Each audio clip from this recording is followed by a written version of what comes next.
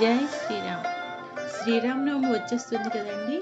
రాముల వారికి ఇష్టమైన పానకము, వడపప్పు, చలిమిడి వీటిని ఎలా తయారు చేసుకోవాలో ఇప్పుడు నేను మీకు చూపించబోతున్నాను. ముందుగా చలిమిడిని ప్రిపేర్ చేసుకున్నాము. ఒక మిక్సీ జార్లో కొన్ని కొబ్బరి ముక్కలను వేసి ఇలాగా తురుముకోవాలండి.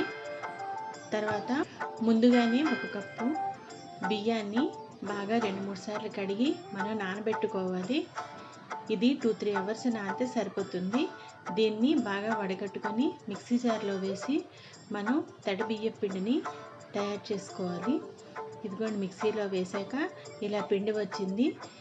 దీన్ని మనం జల్లెడ పెట్టుకోవాలి. పట్టుకుంటే మనకి ఇలా పిండి ప్రిపేర్ అవుతుంది.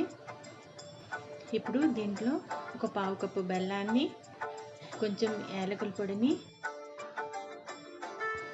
ఒక అరకప్పు కొబ్బరి తురుమును వేసి బాగా బెల్లం అంతా ఆ పిండిలో కలిసేటట్టు గట్టిగా ఇలా కలుపుకోవాలి.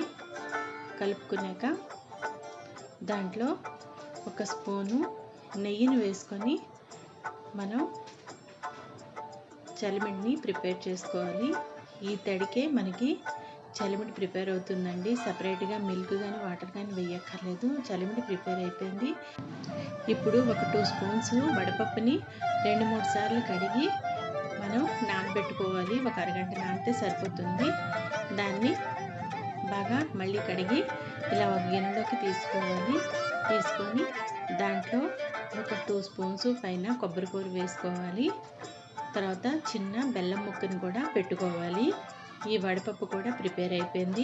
ఇప్పుడు పానకాన్ని ఎలా తయారు చేయాలో చూపిస్తాను. ముందుగా ఒక గిన్నెలో ముప్పావు కప్పు వాటర్ వేసుకొని 2 స్పూన్స్ బెల్లాన్ని వేసుకోవాలి. వేసుకొని ఆ బెల్లం అంతా వాటర్లో బాగా కలియాలి. కలిసాక అందులో ఒక పావు స్పూన్ ఇలాచీ పౌడర్, పావు స్పూను మిరియాల పొడిని వేసి బాగా కలుపుకోవాలి. మన పానకం కూడా రెడీ అయిపోయింది. రాముల వారికి ఎంతో ప్రీతికరమైన ఈ 3 ప్రసాదాలను మీరు కూడా తయారు చేసుకొని స్వామికి నైవేద్యం పెట్టి హ్యాపీగా శ్రీరామనవమిని జరుపుకోండి. జై శ్రీరామ్.